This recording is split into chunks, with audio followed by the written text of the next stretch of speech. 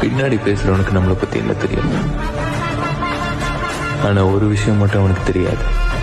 அவன் பேச பேசதான் நாம வளருவோம்னு அவனுக்கு தெரியாது. பேசட்டும், விட்டுரு. நீ தொட முடியாத இடத்துக்கு போனதுக்கு அப்புறம் அவன் கிட்ட சொல்லு, உக்கார், தைரியமா போ, எவன் பேசுறதையும் கேட்காத. நல்லா யோசிச்சு பாரு. அந்த கூட்டமே உன்னை பார்த்து ஒதுங்கி போனா பின்னாடி பேசுறவனுக்கு நம்மளை பத்தி என்ன தெரியும்?